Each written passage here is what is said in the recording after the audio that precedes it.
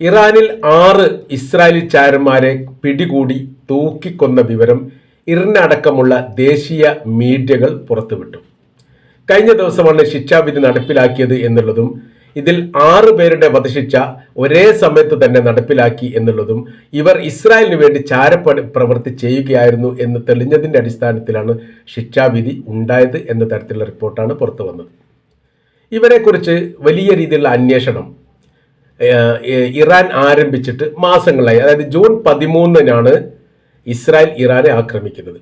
അതോടുകൂടി അവിടെയുള്ള സൈനിക മേധാവികളും രഹസ്യമായി രാജ്യത്തിന് വേണ്ടി സർവീസ് ചെയ്യുന്നവരിൽപ്പെട്ട പ്രധാനികളും ശാസ്ത്രജ്ഞരുമടക്കം വലിയ രീതിയിലുള്ള ആളുകൾ, ഉന്നത സ്ഥാനത്തിരിക്കുന്ന ആളുകളാണ് കൊല്ലപ്പെട്ടത്. ഇത് ചാരപ്രവർത്തനം മൂലം കൃത്യമായിരിക്കുന്ന വിവരങ്ങൾ ഇസ്രായേലിന് ചോർത്തിക്കൊടുത്തതിനാലാണ് വളരെ പെട്ടെന്ന് തന്നെ താമസിക്കുന്ന ഇടത്തേക്ക് ബോംബ് സ്ഫോടനം നടത്തിക്കൊണ്ട് ഇസ്രായേലിനെ കൊല്ലാൻ വേണ്ടി സാധിച്ചത്. പല ആക്രമണങ്ങളും നടന്നത് ഇറാന്റെ ഭൂമിയിൽ നിന്ന് തന്നെയാണ് എന്നുള്ളതും ഇറാനെയും ലോകത്തെയും ഞെട്ടിച്ചിരിക്കുന്ന കാര്യമാണ്. അതിനുശേഷമാണ് വലിയ രീതിയിലുള്ള ഒരു അന്വേഷണ സംവിധാനം പ്രഖ്യാപിച്ചത്. ഇതിന്റെ ആരംഭം കുറിക്കപ്പെട്ടത് ഹമാസിന്റെ നേതാവ് ഇസ്മായിൽ അനിയ ഇറാനിലെ തെഹ്റാനിൽ വെച്ച് കൊല്ലപ്പെട്ടതുമായി ബന്ധപ്പെട്ട് ഒരു അന്വേഷണ സംവിധാനം അന്ന് തന്നെ ഉണ്ടാക്കിയിരുന്നു. അത് അന്വേഷണം സൈനികർക്കിടയിലും സാധാരണക്കാർക്കിടയിലും വ്യവസായികൾക്കിടയിലുമൊക്കെ വലിയ രീതിയിൽ അന്വേഷണം നടത്തുകയും ഒരുപാട് ആളുകളെ ഈ വിഷയമായിട്ട് ബന്ധപ്പെട്ട് പിടികൂടുകയും ചെയ്തിട്ടുണ്ട്. വ്യാപകമായ രീതിയിൽ ഇസ്രായേൽ ചാരപ്രവർത്തനം നടത്താൻ വേണ്ടി ആയിരക്കണക്കിന് സംഘത്തെ തന്നെ ഇറാനിൽ നിയമിച്ചിട്ടുണ്ട് എന്ന് ഈ ഒരു അന്വേഷണ ഏജൻസിയാണ് സർക്കാരിനോട് ഞെട്ടിപ്പിക്കുന്ന റിപ്പോർട്ട് പറയുന്നത്. നമ്മൾ പ്രതീക്ഷിച്ച തരത്തിലല്ല കാര്യങ്ങളുടെ പോക്ക്. വലിയ രീതിയിലുള്ള സംവിധാനങ്ങൾ വളരെ രഹസ്യമായ രീതിയിൽ തന്നെ തയ്യാറാക്കിയിട്ടുണ്ട് ഇസ്രായേൽ എന്ന റിപ്പോർട്ട് അവർ പുറത്തുവിട്ടതിന് ശേഷം പിന്നീട് നടക്കുന്നത് ഇസ്രായേലിൻ്റെ ആക്രമണമാണ്. ആ ആക്രമണത്തിനോടനുബന്ധിച്ചാണ് ഇത്ര സൈനിക കമാൻഡർമാരും ബന്ധപ്പെട്ടവരും കൊല്ലപ്പെട്ടത്. അതിനുശേഷം ഈ രഹസ്യ സംവിധാനത്തെ വിപുലപ്പെടുത്തുകയും ആരാണ് രഹസ്യ വിഭാഗം എന്ന് ആർക്കും മനസ്സിലാകാത്ത രീതിയിലും യൂണിഫോം പോലും ഇല്ലാത്ത രീതിയിൽ അന്വേഷിക്കാനുള്ള സംവിധാനമാണ് ഈ ഇറാന്റെ സുപ്രീം ലീഡർ ആയത്തുള്ള അലി ഖംനായിയുടെ നേതൃത്വത്തിൽ, അതായത് നേരിട്ടുള്ള നേതൃത്വത്തിൽ തന്നെ പ്രഖ്യാപിച്ചത്. Tehran, Mashhad, Isfahan, Karaj, Shiraz, Tabriz, Qom, Ahvaz, ഉർമിസ്, കമൻഷ 10 പ്രധാന നഗരങ്ങൾ തെരഞ്ഞെടുത്തുകൊണ്ട് അവർ അന്വേഷണം നടത്തി. ഈ ഓരോ നഗരത്തിലുമുള്ള ടൂറിസ്റ്റ് ഏരിയകളും ആളുകൾ താമസിക്കുന്ന ഇടങ്ങളും വ്യവസായ സംവിധാനങ്ങളും വിദ്യാഭ്യാസ മേഖലയുമായിട്ട് ബന്ധപ്പെട്ട, അതായത് പൊതു ഇടങ്ങൾ എന്നാണ് പറയുന്നത്. ഇവിടെ ഈ മേഖലയിലാണ് CID മോഡലുള്ള രഹസ്യ അന്വേഷണം നടത്തി. ആദ്യം അന്വേഷിക്കുന്നത് തലസ്ഥാനമായിരിക്കും തെഹ്റാനെ ചുറ്റിപ്പറ്റി ആ നഗരപ്രാന്ത പ്രദേശത്തുള്ള വ്യവസായങ്ങൾ, വിദ്യാഭ്യാസ മേഖലകൾ, പിന്നീടുള്ള പബ്ലിക് മേഖലകൾ, ടൂറിസ്റ്റ് മേഖല, അങ്ങനെ തുടങ്ങിയിരിക്കുന്ന മേഖലയിൽ. പിന്നെ തൊട്ടടുത്ത് മഷാദ് എന്ന് പറയുന്ന നഗരം, അങ്ങനെ ഓരോരോ നഗരം 10 നഗരം, തെഹ്റാൻ മുതൽ കമൻഷാ വരെയുള്ള 10 പ്രധാന നഗരങ്ങളിൽ വലിയ അന്വേഷണം നടത്തിയതിൽ നിന്ന് ഏകദേശം 600-ലധികം ആളുകളാണ് പിടിക്കപ്പെട്ടത്. ഇതിൽ 200-ലധികം പേരും ഈ ഇസ്രായേലുമായിട്ട് നേരിട്ട് ബന്ധമുള്ളവരാണ് എന്ന് തെളിഞ്ഞു. 40-ലധികം ആളുകളെ ഇതിന് മുൻപ് തന്നെ വധശിക്ഷയ്ക്ക് വിധേയമാക്കിയിട്ടുണ്ട്. പിന്നീട് ഘട്ടം ഘട്ടമായിട്ട് ഒരാളും 2 ആളും അങ്ങനെയൊക്കെ. അങ്ങനെ ആ 40 കഴിഞ്ഞാൽ ഏറ്റവും കൂടുതൽ ഒരേ സമയത്ത് വധശിക്ഷ വിധിക്കപ്പെടുന്നത് 6 പേരെയാണ് കഴിഞ്ഞ ദിവസം. അതേക്കുറിച്ച് വലിയ രീതിയിലുള്ള അന്വേഷണം വേണമെന്നൊക്കെ അമേരിക്കയിലെ ചില സംഘങ്ങൾ ആവശ്യപ്പെട്ടിട്ടുണ്ട് എന്നും കാണാൻ വേണ്ടി സാധിക്കുന്നുണ്ട്. പ്രത്യേകിച്ച് ഇസ്രായേൽ പൗരന്മാർ ഉണ്ട് എന്നുള്ളതാണ് ഇതിൻ്റെ ഏറ്റവും വലിയ പ്രത്യേകത. ഇസ്രായേൽ പൗരന്മാർ ഇറാനിലേക്ക് എത്തുന്നത് പല ഘട്ടങ്ങളിലും അവർ ഇരട്ട പാസ്പോർട്ട് ഉപയോഗിച്ചുകൊണ്ട് മറ്റ് പൗരത്വം എടുത്തിട്ടാണ്. ഇസ്രായേലി പൗരത്വം എടുത്തിട്ടല്ല വരുന്നത്. വേറെ ഏതെങ്കിലും, ഒന്നുകിൽ അമേരിക്കയുടേതോ പോളണ്ടിൻ്റെയോ ഓസ്ട്രേലിയയുടെ യൂറോപ്യൻ രാജ്യങ്ങളുടെ ഏതെങ്കിലും ഒരു പൗരത്വം എടുത്തിട്ട് ആ പൗരത്വത്തെ അടിസ്ഥാനമാക്കിയുള്ള പാസ്പോർട്ട് ഉപയോഗിച്ചിട്ടാണ്. അപ്പോൾ ഇസ്രായേൽ പൗരനാണെന്ന് ഒരിക്കലും കണ്ടെത്താൻ വേണ്ടി സാധിക്കില്ല. പക്ഷേ ഇവർ ചോദ്യം ചെയ്തതിൽ നിന്ന് ആ ഇസ്രായേൽ സർക്കാരുമായിട്ട് നേരിട്ട് ബന്ധമുള്ളവരാണ് എന്ന് പലതും തെളിഞ്ഞിട്ടുണ്ട് എന്നും ചില പ്രാദേശിക റിപ്പോർട്ടിൽ കാണാൻ വേണ്ടി സാധിക്കുന്നു. ഈ നഗര പ്രാന്ത പ്രദേശങ്ങൾ അങ്ങോട്ട് മാറ്റി നിർത്തിയ രണ്ടാമത്തെ ഘട്ടം പിന്നെ അവർ ചെയ്യുന്നത് സീപോർട്ടാണ്. തുറമുഖങ്ങൾ കേന്ദ്രീകരിച്ചാണ്. തുറമുഖങ്ങൾ കേന്ദ്രീകരിച്ചുകൊണ്ട് വലിയ രീതിയിൽ ഇത്തരം പ്രവൃത്തി നടത്തിയിട്ടുണ്ട് എന്ന് പറയാൻ പറ്റും. കാര്യം എന്ന് വെച്ചാൽ തുറമുഖം വളരെ പ്രധാനപ്പെട്ട കേന്ദ്രമാണ് ഇറാനെ സംബന്ധിച്ചിടത്തോളം. ലോകവുമായിട്ട് ഏറ്റവും അടുത്ത ബന്ധം ഇറാൻ ഉണ്ടാക്കുന്നത് തുറമുഖത്തെ കേന്ദ്രീകരിച്ചുകൊണ്ടാണ്.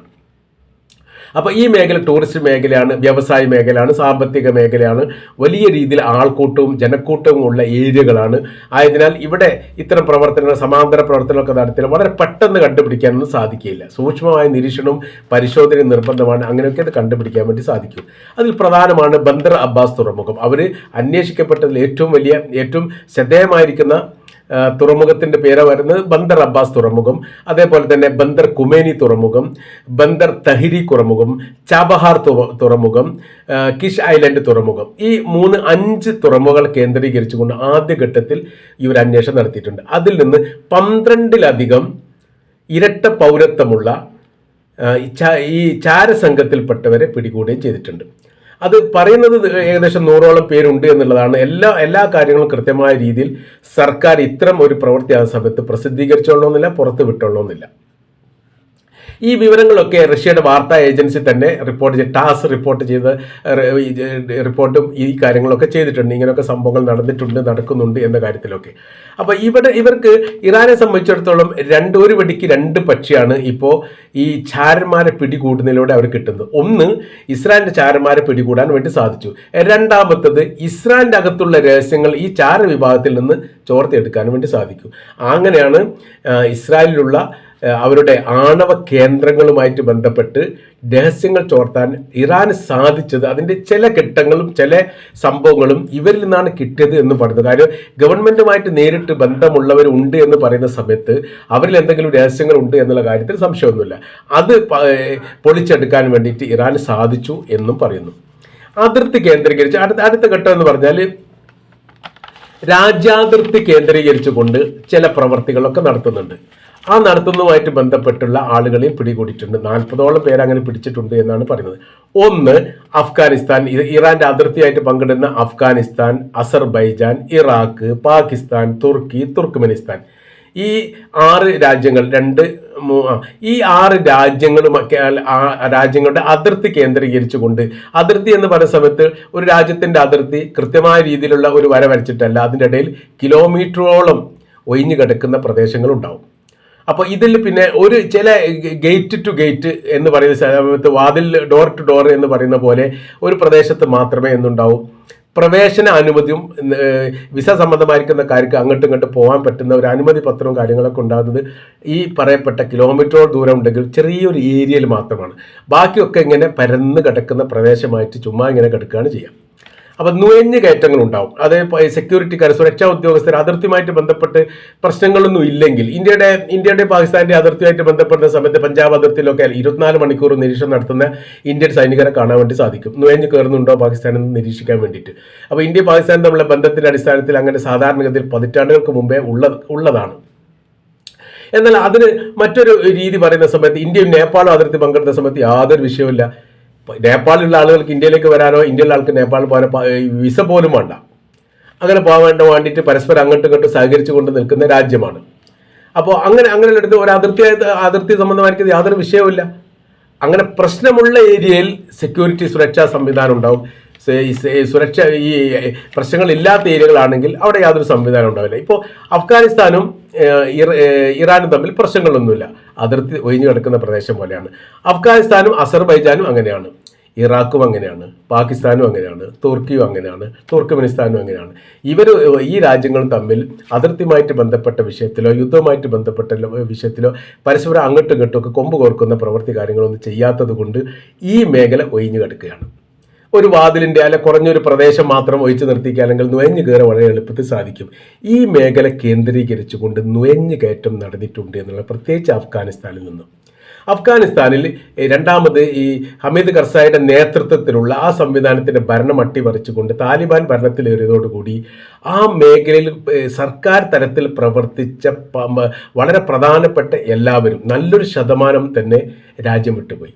കാരണം താലിബാന്റെ സർക്കാർ വീണ്ടും അധികാരത്തിലേറിയാൽ തങ്ങളുടെ ജീവന് ഭീഷണി ഉണ്ടാവും, തീർച്ചയായിട്ടും വധിക്കപ്പെടും എന്നുള്ളൊരു വിശ്വാസത്തിൻ്റെ അടിസ്ഥാനത്തിൽ അവരെന്ത് ചെയ്തു, രാജ്യം വിട്ടുപോയി. ഏറ്റവും കൂടുതൽ ആൾ വന്നത് അഫ്ഗാനിസ്ഥാനിൽ നിന്ന് ഏറ്റവും കൂടുതൽ വന്നത് ഇറാനിലേക്കാണ്. ഇറാനെ സംബന്ധിച്ചിടത്തോളം അവരെ പുറത്ത് നിൽക്കുന്നത് കൊണ്ടോ അല്ലെങ്കിൽ അവിടെ ജീവിച്ചു പോകുന്നതുകൊണ്ടോ ഇറാനെ സംബന്ധിച്ചിടത്തോളം വിഷയമില്ല, അങ്ങനെ പോയി. എന്നാൽ ഇസ്രായേൽ ഇറാൻ ആക്രമിച്ചതോടുകൂടി ഇവരുടെ അന്വേഷണത്തിൽ നല്ലൊരു ശതമാനം അഫ്ഗാനിസ്ഥാനികളും എന്ത് ചെയ്തിട്ടുണ്ട്, ഇസ്രായേലിന് വേണ്ടി ചാരപ്രവർത്തി ചെയ്തിട്ടുണ്ട് എന്നുള്ളത് ഇറാന് ബോധ്യമായ സമയത്ത് അവർ രാജ്യത്ത് നിന്ന് പുറത്താക്കുന്നതുമായിട്ട് ബന്ധപ്പെട്ട രീതിയിലേക്ക് കാര്യങ്ങൾ പോകുന്നു. കാരണം രാജ്യത്തിൻ്റെ അകത്ത് ആഭ്യന്തരപരമായിരിക്കുന്ന വിഷയകാര്യങ്ങൾ ഉണ്ടാക്കാൻ വേണ്ടി അഫ്ഗാനുകൾ വലിയ പങ്ക് വഹിച്ചിട്ടുണ്ട് എന്നുള്ളതാണ് ഇറാൻ്റെ കണ്ടെത്തൽ. അസർബൈജാൻ അതിർത്തിയുമായിട്ട് പങ്കിടുന്നു. അസർബൈജാനുമായിട്ട് വലിയ വിഷയങ്ങളൊന്നുമില്ല. എന്നാലും അസർബൈജാനെ സംബന്ധിച്ചിടത്തോളം 100% ഇസ്രായേലിനെ പിന്തുണക്കുന്ന രാജ്യമാണ് അസർബൈജാൻ, അമേരിക്കയും. നയ നിലപാടുകളൊക്കെ നോക്കുന്ന അസർബൈജാൻ യഥാർത്ഥത്തിൽ പറയുന്ന സമയത്ത് ഷിയ രാജ്യമാണ്. ലോകത്ത് 3 ഷിയ രാജ്യങ്ങളാണുള്ളത്. 1 ഇറാൻ, 2 ഇറാഖ്, 3 അസർബൈജാൻ. അപ്പോൾ ഈ അസർബൈജാൻ ഷിയ രാജ്യമാണെങ്കിൽ പോലും ഇറാനുമായിട്ട് 100% സഹകരിക്കാത്ത രാജ്യമാണ്. അവരെല്ലാ സമയത്തും എല്ലാ കാലത്തും ഇസ്രായേലിൻ്റെ നയങ്ങളോടൊപ്പമാണ്. അവരുമായിട്ട് നയതന്ത്ര ബന്ധം മാത്രമല്ല സൗഹൃദ ബന്ധമുണ്ട് എന്നതിനപ്പുറം ഇറാനെ ആക്രമിക്കാൻ വേണ്ടി അസർബൈജാൻ്റെ എയർപോർട്ടും ഉപയോഗിച്ചിട്ടുണ്ട് എന്നൊരു റിപ്പോർട്ടും പുറത്തു വന്നിട്ടുണ്ട്. 2 മേഖല കേന്ദ്രീകരിച്ചുകൊണ്ടാണ് ഇസ്രായേൽ ഇറാനെ ആക്രമിക്കുന്നത്. ഇസ്രായേലിന് നേരിട്ട് ആക്രമിച്ചൊന്നുമല്ല. ഒന്ന്, ഇറാഖിലുള്ള അമേരിക്കയുടെ എയർബേസ് ഉപയോഗിച്ച്. 2, അസർബൈജാനിലുള്ള അസർബൈജാൻ്റെ എയർബേസ് ഉപയോഗിച്ച്. അവിടെ അമേരിക്കയ്ക്കും എയർബേസ് ഉണ്ട്, അസർബൈജാനും എയർബേസ് ഉണ്ട്. ചില റിപ്പോർട്ടിനകത്ത് അസർബൈജാൻ എയർപോർട്ട് ഉപയോഗിച്ച് എന്ന് പറയുന്നുണ്ട്. ചില റിപ്പോർട്ടിനകത്ത് അസർബൈജാൻ്റെ എയർപോർട്ട് ഉപയോഗിക്കാൻ അവർ അനുവദിച്ചിട്ടില്ല, എന്നാൽ അമേരിക്കയുടെ എയർബേസ് നിന്നാണ് ആക്രമണം നടത്തിയത് എന്ന് പറയുന്നു. അപ്പോൾ ഏതാണെങ്കിലും അസർബൈജാനിൽ നിന്നും ഇറാഖിൽ നിന്നും ഇറാന് നേരെ ആക്രമണം നടന്നിട്ടുണ്ട് എന്നുള്ളത് കൃത്യമാണ്.